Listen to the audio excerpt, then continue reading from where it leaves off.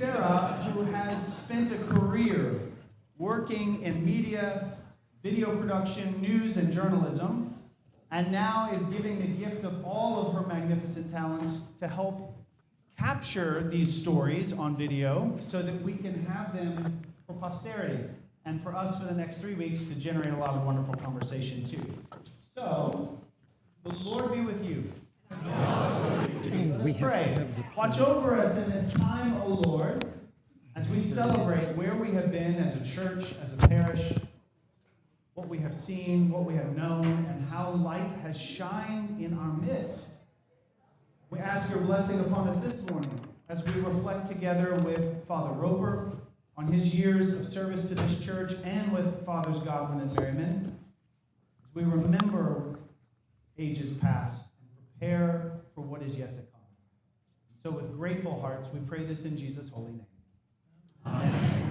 Well, without further ado, so the way that this will work is the video will be debuted. It will make its world premiere. And then we will invite the three sages to come forward and just have a bit of conversation. And as we go, I might give a mic to Mother Maddie. If you have a question you would love to hear the sages reflect upon, we want to make sure to have time because we have 3 weeks. And so we'll have time for questions and to see what our fathers will have to tell us in response. So, if you will. You are destined to be a great church. You must be a great church now. You must behave that way. You must think that way. We must move forward. You don't look back at the anchor that's dragging behind the ship. You must look forward to where we're going. You know, if you say that enough to people on enough Sundays of the year, eventually a few people get that idea. I'm Terence Roper, and I was the rector here 1976 to 1999, and we had the 1928 prayer book here in use for a very long time. My predecessor, Father Niles, a wonderful pastoral man, I think in an attempt to be kind to the congregation and make everybody feel comfortable, which is part of the name of the game, had said they would never have to go to the new prayer book. This was an unfortunate remark, if only an aside, because when I inherited the place, I had no choice but to go into the new prayer book and take them in it with me.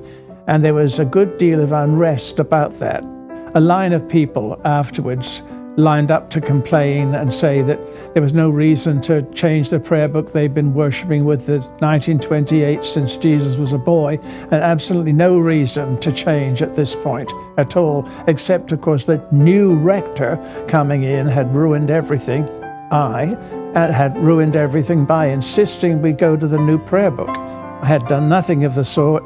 The National Church has said that is what you will do. The quote, New Lord's Prayer was resisted very strongly, to the point that when we did the Lord's Prayer in the service, you would hear two versions of it going on at the same time. You had the old faithfuls who were sticking with, and then the new bunch over here. In Dallas, there was a real sort of stick-in-the-mud attitude, and we were not going to change anything. So my commitment was to being a part of the community of faith at large, and not just the Church of the Transfiguration at small. I was very anxious that we should see beyond the border. And that went over, these people were all new, you see, in the neighborhood. And they understood that. I think that helped a great deal. And certainly when JD came, which was one of the biggest blessings that ever happened, when he came and joined us, it was so very easy to have that type of support on staff. Otherwise, you see, I was alone. I believe we are what we claim to be, and that is an all-inclusive church. But there's room here for everybody. I mean, we say that, and we mean it. Everything I did around here had that focus of inclusiveness, of bringing everybody in. From the word go, I do not accept that there are men and women in the church. As Christians, I believe they are all Christians, and the division of men and women comes after that. Christians first, by right of the sacrament of baptism. It is greatly to the benefit of men to be in control of everything, the women to do the work and the men to do all the organization and all the rest of that. And the role of women, the role of men changed in society and changed in the church, and the women were excluded, rather the way that blacks were excluded. It's the same thing of declaring that there are those who are worthy and in, and then those who, for some worthy, color, whatever, and are out. And that is wrong. My concern here was integration, involvement, everybody mixed in, as deep a mixture as I could get from the word go. Gwen Gwen joined the staff, and everybody had gotten to like her very much indeed. And she said, and of course I always wanted to be a priest. And I thought, well, if you've been a deacon for 14 years, why aren't you one? And she said, because there's no access for me. And I said, well, let's see what we can do. So we went down to see Bishop Patterson, lovely man, said, this is a situation. Gwen's been a deacon for 14 years and she believes her call is to be a priest, but she can't be a priest because there's nowhere down here that she can be ordained. Will you ordain her? And he said, yes. So we began the process immediately, and all hell broke loose. Absolutely, it really did. The ugly letters, telephone calls, it was bad, really bad. The Reverend Gwen Burens became the first woman ordained to the priesthood in the Diocese of Dallas, with the strong support of the clergy, vestry, and people of Transfiguration. Local police officers were on hand for Mother Burens' ordination on November 30th, 1985, to ensure her safety and that of others. The congregation's response, when the bishop said, is it your will that we ordain Gwen to the sacred order of the priesthood? Thunderous response from the congregation, just astounding. People didn't scream, but the shout for yeah, oh, tremendous. The roar that went up in the church was just amazing. I thought, wow, there are ovations at the Opera House that don't reach that volume. It was just tremendous, the excitement. Along comes Barbara Kelton, and we have to do the whole thing all over again for... We didn't have as much trouble, but nearly. In the 1980s, under Father Roper's leadership, Transfiguration established a new ministry to learn about the AIDS virus, about those battling the disease, and to find ways to support people who were dealing with it. And I remember saying to the congregation, anybody in this church who thinks that AIDS is going to go round us like water around a rock in the river is a dreamer, because we're going under. And we've got to realize that's going to happen and prepare now for what we're going to do. We must.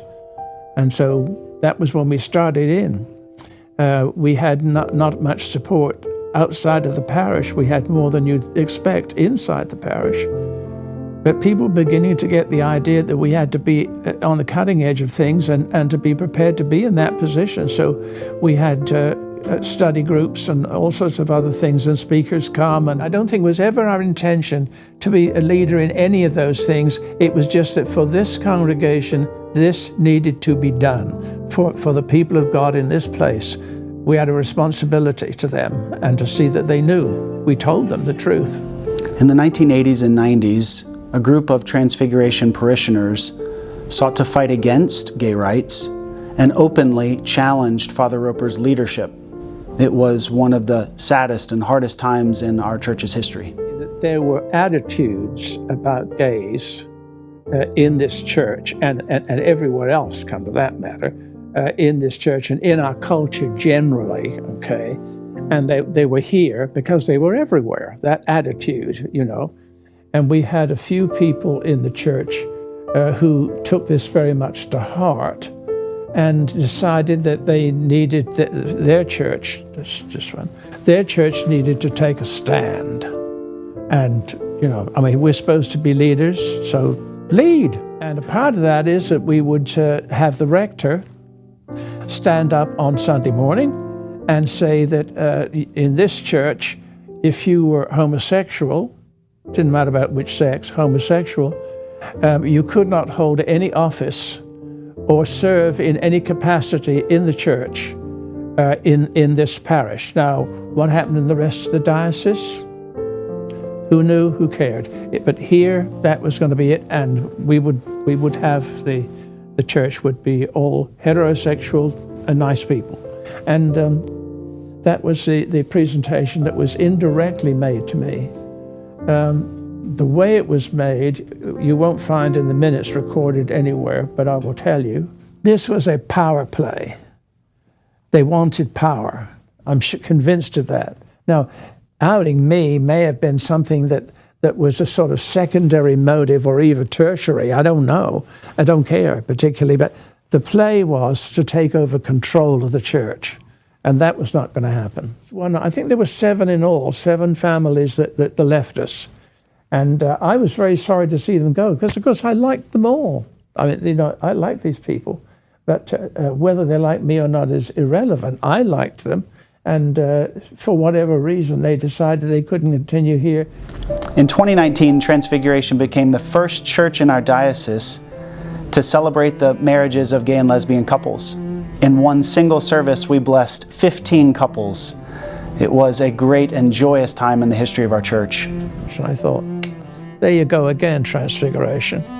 In 1999, Father Roper stepped down after nearly a quarter century as Transfiguration's rector in order to become the rector of Trinity Rittenhouse Square in Philadelphia. After a nationwide search, Father Godwin was called as our church's 3rd rector. I do believe in the Holy Spirit very strongly. I'm not a charismatic, but I do believe in the Holy Spirit very strongly. And I think the Holy Spirit, let's put it this way, I like to think of the Bible as a step.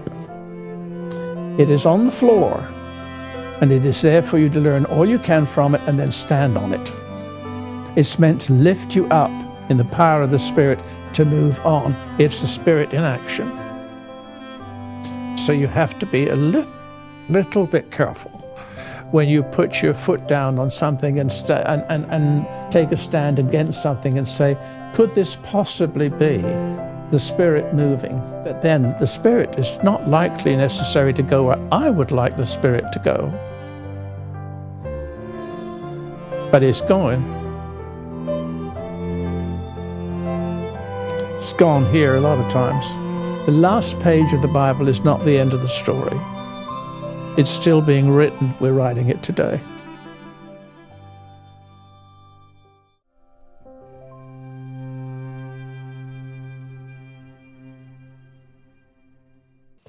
So there's so many different parts of that video that we could tackle. Knowing that we have 2 additional weeks coming up to talk about different things, I thought we might go back to the start where you describe coming and what it was like arriving here and having had your predecessor swear upon a stack of Bibles that this place would never use the new prayer book. And what it was like to, because you describe it so beautifully, like, this wasn't my decision, this is the Episcopal Church's decision. So take us back to those years and what it was like to try to move the parish to continue being an Episcopal church, whether, you know, the new prayer book was uncomfortable or not. I think one of the things you got to remember is that there were other churches in Dallas that were isolationists. We had the Church of the Incarnation, which is, of course, the largest one and probably the best known in the whole diocese. It was extremely low church. No messing about with the Eucharist except once a month. And that was more than enough. Most people didn't want to go. They wanted morning prayer, and that's all they wanted. And it was a very strong parish. It was very rich. An enormous number of people there were very wealthy. And it was a very strong situation. And the idea that you could be a part of a church like that, having the attitudes that it had, was infectious. And churches like this that were struggling to get along, it's very easy to look at them and say, oh, we want to be like them. No, we did not want to be like them. That was the point. We wanted anyone that would not accept and I don't just think I'm taking incarnation. This was across the whole diocese. Anyone who was not welcome was welcome here. That's what we're for. And so that was the way we approached everything.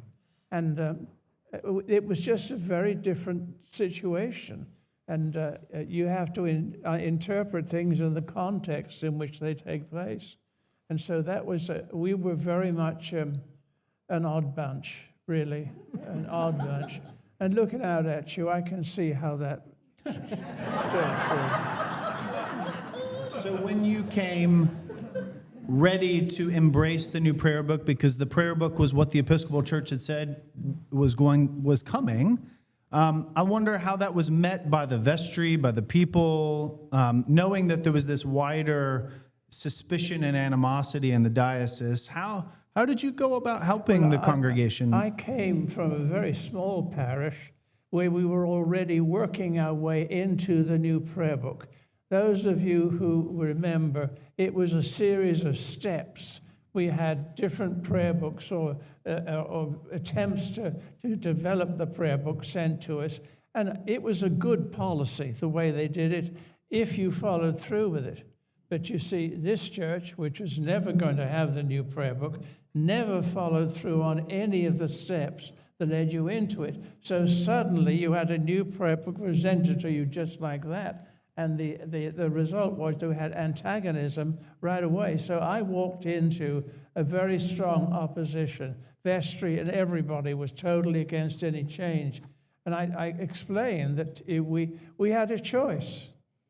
We could either dig our feet in and insist on using the 1928 prayer book that we're using, or we could learn to use the new prayer book, which is where, quotes, the church is going, of which we say we're a part. And if we're a part of the church, then we need to change. We've got to. We have no choice. And so we began a program, and I was so grateful to Howard Ross, who was the organ grinder here at the particular time. And what a character. And we worked out a system over a year, which did not turn out to be awfully successful in some ways, but over a year that we would make a change every month in the prayer book.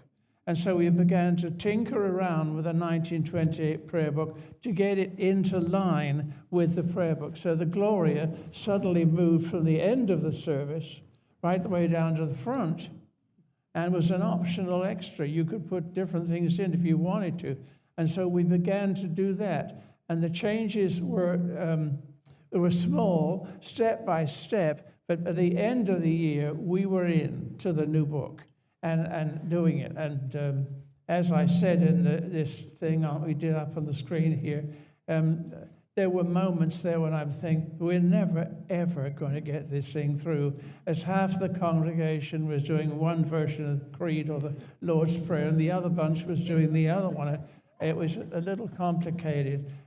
Don't ask about what we did about singing the Lord's Prayer. We didn't attempt to do that because it's rather tricky with one after the, two different versions.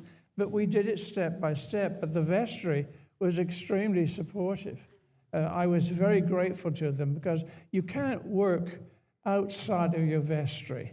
You have to work with the vestry, and you first of all get the vestry to understand what it is you're trying to do and why you're trying to do it, and then get them on board and then move ahead. The vestry must go with you. And if you find that you've got a really serious block in the vestry, you may have to wait till the vestry turns over, or you may have to accept that it can't be done. But the vestry must go with you. JD, I wonder, when you came, did you feel like the prayer book had been enculturated, or was that still kind of a conversation topic? Oh, it definitely was a conversation. I don't know. Yeah, you're good. Am I good? Good conversation topic. Terry had successfully moved morning prayer out of 9 o'clock. So 9 o'clock was a Eucharistic service, but 11:15 was not. And I said to him when he interviewed me to come here, I don't want to have anything to do with morning prayer. I didn't go to it in seminary for 4 years, and I don't want to do it now. So I'm the reason you've got more Eucharist at 11:15. No, it wasn't like quite that bad.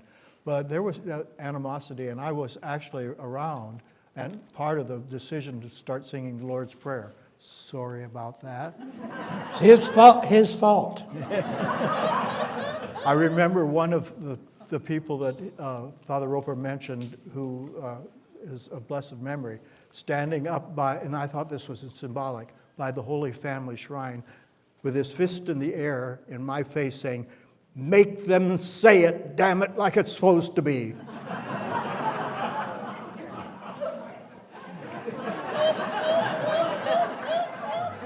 See, that is why, in my infinite wisdom, I hired Father Godwin. I didn't have to do that. He did. Go ahead, Michael. I have just one observation for you to know, because we have a new prayer book or something, a new something online or something coming. In 1979, the new prayer book was only 51 years old. The 1979 prayer book is almost 50 years old. And its predecessor, the 1928 prayer book's predecessor, was even younger than that. Was like 30 years Yeah, old. it was only 40. 30 years Yeah, old or so. yeah. So the Episcopal, that, in the sense that these stories help us prepare for the future, that's a good reminder that the Episcopal Church is considering what does revision of the prayer book look like. And I don't want to tip my hand too much, because next week we're going to talk a little bit about the hymnal revision and the process of revision. But the investment that the wider Episcopal Church made in prayer book and hymnal revision was massive. Massive. Assembling the very best and brightest that the church had for a span of almost a decade. And what the Episcopal Church has not yet decided it's willing to do is to make a similar investment now, because it's expensive. In addition to just the costliness of human resources, it is also financially costly to bring people together in that way. And so the church has been doing more tinkering than wholesale revision, I guess I would say, these days. Go ahead. One other thing, not connected with that at all, but I was listening to Terry talking about the place of women back in the 70s. I was rector of St. Barnabas in Garland when the Diocese of Dallas first allowed women to serve on the vestry. And the women at St. Barnabas Garland, and I know there's true other places, were indignant. They said, "Why should we waste our time on the vestry? That's for the men. We're the people who get things done and raise the money." And for 2 years, I could not find a woman who would run for vestry. It's true.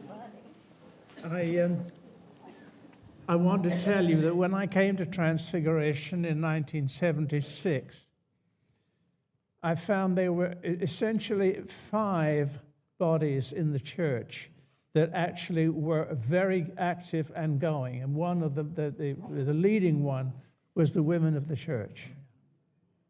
And they got things done, and they were a power to be reckoned with.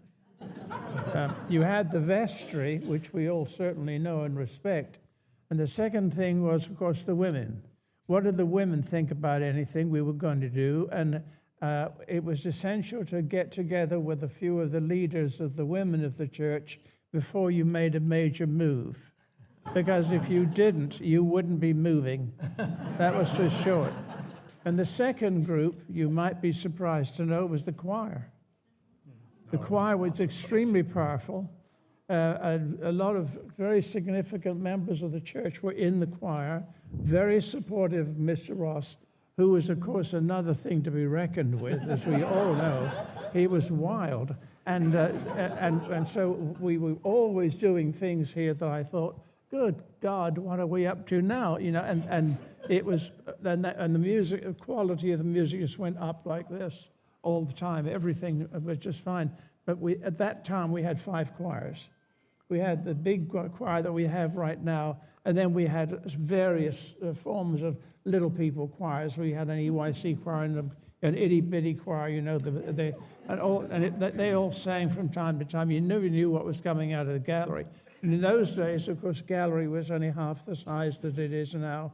You know that the first major renovation of the church, which we did, we brought the gallery forward by one complete section of the church and changed the whole thing. And so all that area there is, quotes, new. It's not really new anymore, but it is there, yeah.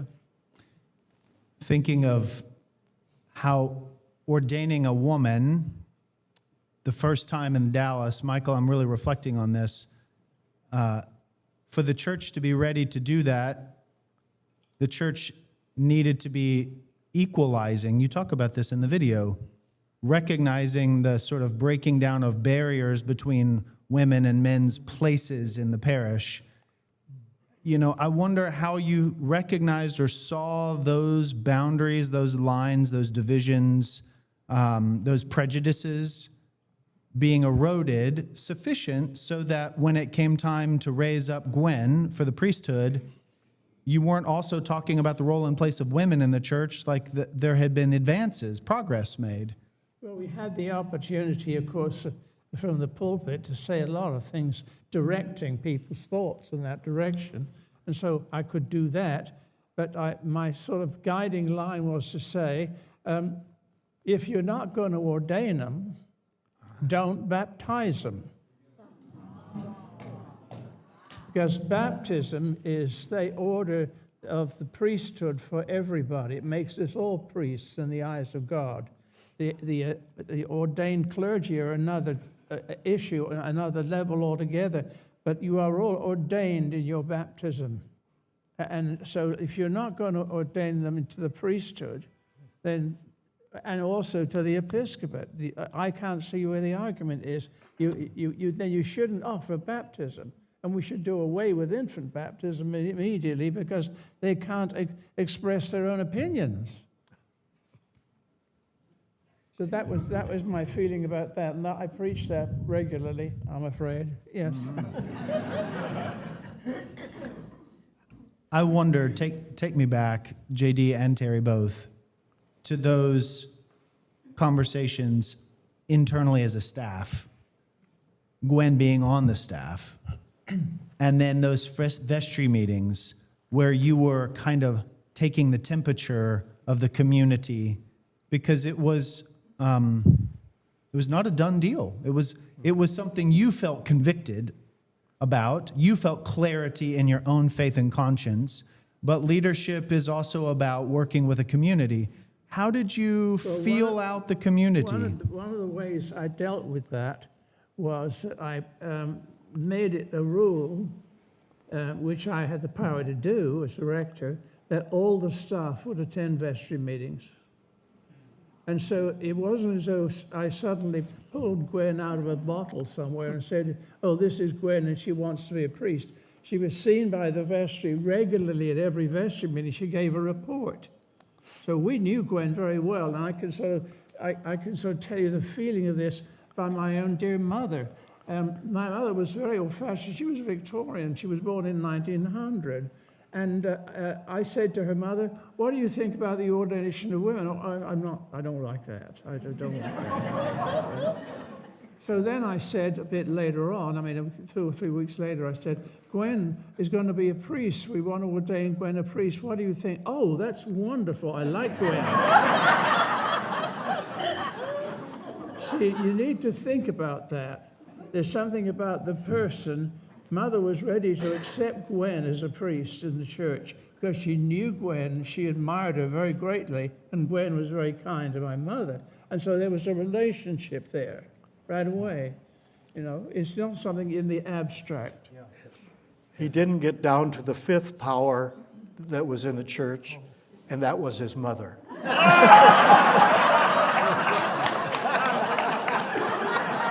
I still see her sitting on the front pew that isn't there anymore. Miss May was a wonderful person, but she was of a strong opinion. She attended every service. On Sunday morning, we had 3. She was in her same seat at all 3 of the services. And she had to be given $1 on the way to church for each service. For my mother was quite convinced that you did not allow the collection plate to pass you without putting something in it.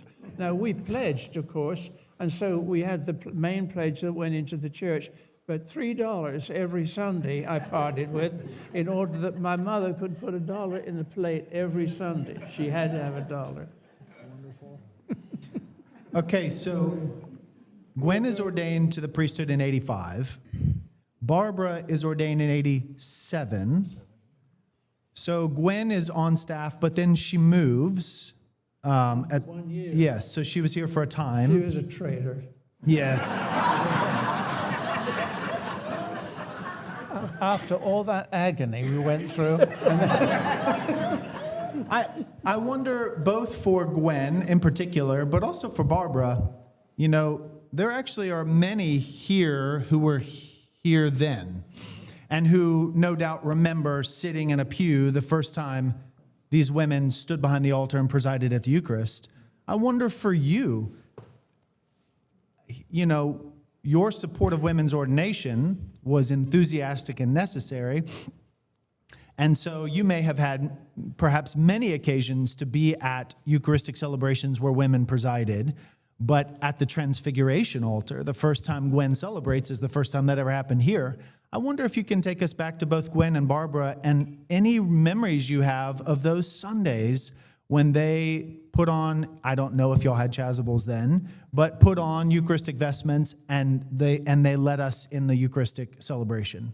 I can tell you this, that the first time that Gwen celebrated was a major event in my life because I saw her standing at the altar at Transfiguration, and I thought, this is the first time here, the first time in this diocese that this has happened, and what we're doing here now is what should have been done years ago.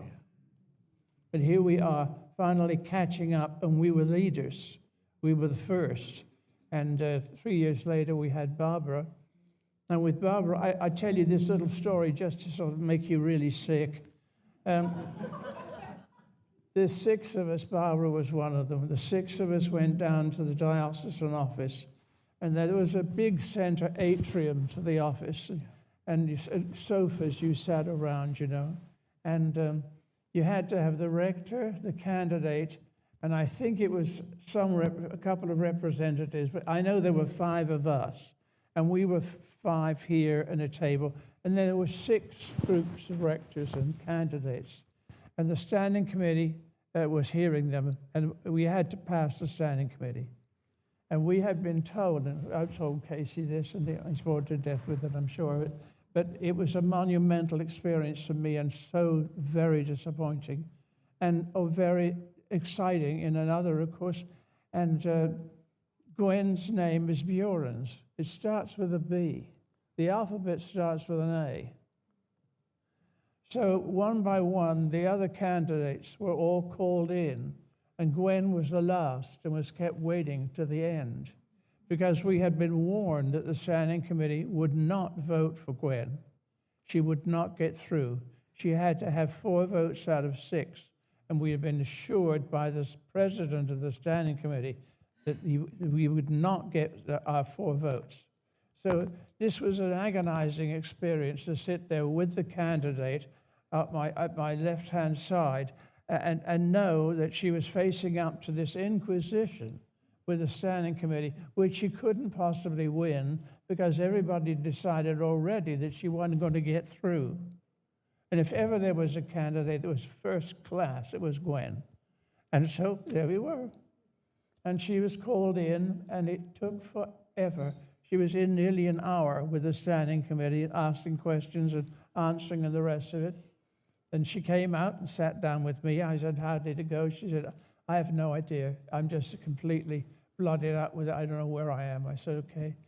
President of the standing committee came out, and I thought, here we go. This is where he says, I'm sorry you didn't get 4 votes. And he said, you have 4 votes in favor. And what happened, and this is ugly, but I don't care, it's what I feel and it's where it is. What happened was, word had gotten out, I don't know whether it's true or not, I can't vouch for that I would sue the standing committee if she didn't get through. And whether or not I would have done is my business and not yours.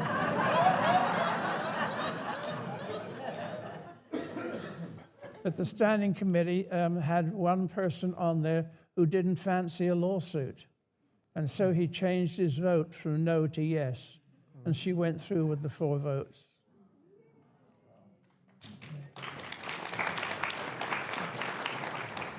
Why do we have to do this?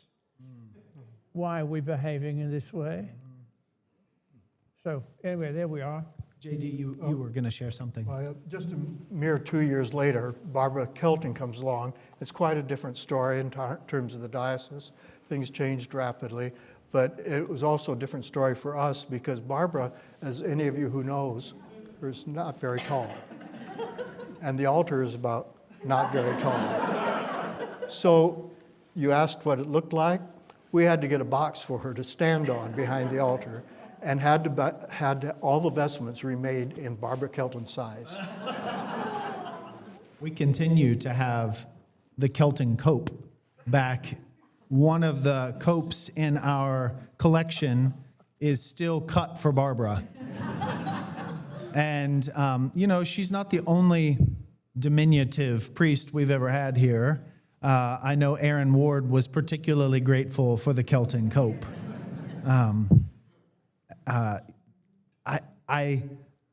I'm so jealous of all of you to have been here, those of you who are here, to have witnessed Gwen and Barbara standing at the altar for the first time in this diocese, and what a profound The big one moment. for me, of course, Gwen was the leader in all of this, I felt.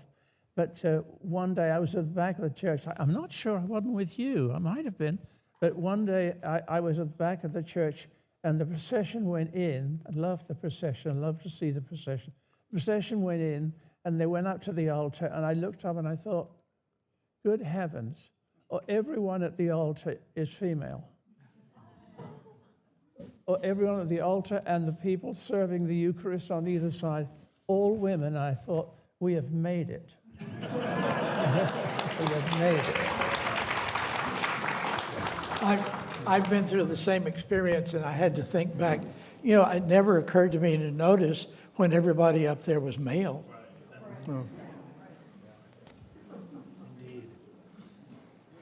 So, we only have a few minutes left.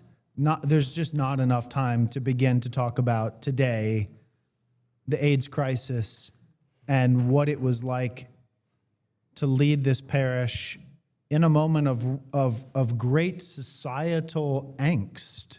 I mean, it was not just Transfiguration's own uncertainties and fears. It was pervasive in the wider society. But courageous leadership in the face of fear has I've witnessed it in you and in this parish throughout its history. It's, I think, part of what makes us who we are. And I'm curious if you can take us back to those conversations where y'all were meeting as a team and deciding we're just not going to succumb to fear in the face of the AIDS crisis or in the congregation's response to this. Well, we talked about it at the vestry level, of course, first, and then it was necessary to do something about the congregation. The faithful have to be informed. We're not a secret society. And so what we decided to do was we would have an open meeting for the whole congregation after church on Sunday. And so it was then 11 o'clock. After the 11 o'clock service, we asked everybody to stay, and a lot came back from the other services. And we had a big meeting in the church. It was the only space we had in the church. And I think there's something right about that, too, when I consider. And we had 3 people.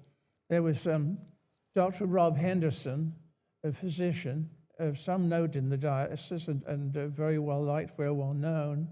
and Jack Ayers, a member of our congregation, a lawyer, and I asked them if they would participate with me, the 3 people in the discussion. And what we did, in fact, we worked it out that was not the way to go, but each of us would make a presentation about the AIDS situation as we saw it. Mine from the spiritual point of view of what was our responsibility as members of the body of Christ for these people who had encountered this disease, and how are we going to handle it spiritually. And then we had Jack Ayers, who gave a superb presentation about the legal aspects and what we could expect to happen. And of course, some of the things he had to say were not pleasant at all. The rejection of people who have AIDS, cut off by the family completely, to have nothing to do with them. And we witnessed that in one particular man. I don't want to go into names, it's not appropriate. But we had 2 people in the congregation, a husband and wife, who had a friend who had AIDS, and he was a member of this church, and they were just friends. And they sat with him alone in the south transept in the front row, the 3 of them, and they received communion with him right the way through until he could not get out, and then communion was taken to him at home. But they were there, and he was in the church, and everybody in the church knew why he was sitting where he was, and he was accepted by the congregation. I mean, it just was. It was quite remarkable, and I thought it said so much for the church, because, you know, well, I'll give you another quick instance of Buddy Ross. Here we go again. He got a phone call from somebody in another church. I won't mention that, it would be totally inappropriate. A member of that church, a young man who had AIDS, and he was in hospital, and the church would not visit him. And, well, no, wait a minute. That was the way it was. That was the way it was, honestly, would not visit him. And I spoke with the rector of that church, and he said, well, I can't go and visit him because I have grandchildren. Now, before we go, you know, and say, wow, let's just think about the ramifications for that man. He was afraid to go and visit the man in hospital because he had grandchildren. Now, anybody who's got children, and God in his infinite wisdom has seen that I don't have any, would know just exactly how wrenching it is to make that decision. What are you going to do? So Howard Ross, good old Howard, gets a phone call saying, here's this guy who's in the choir at this church, and the church won't visit him. And Howard said, I'm going to go and visit him. And I said, well, if you're going, I certainly am. I'm not going to let you go by yourself. So we went to Austin, which is where he was in a hospital there that was trying to specialize with AIDS cases. He had Kaposi syndrome. And we went down to Austin, took him communion and visited him, and came back again and made a couple of trips, or 3 or 4, I think, to see him before he passed on. But that was where people were going. The hospitals here really didn't know what to do. And so Austin was specializing at that point. Then, of course, it got so bad that all the hospitals had their own way of coping with things. But I remember that very clearly. We're going to have to come back to this in the next couple weeks, because I think this is a period of this church's history that is deep in our DNA, deep in our bones, deep in our identity. The decisions made by our congregation, led by our clergy, to visit people, to stand with people, to not be afraid, to not lead from fear. This is so important that we remember it. And so for the next couple weeks, even though we're going to branch off and talk about many number of things, and next week we're going to feature Father Godwin's video, we will come back to this because I think this is such an essentially important time, decade plus, of leadership here. So thank you.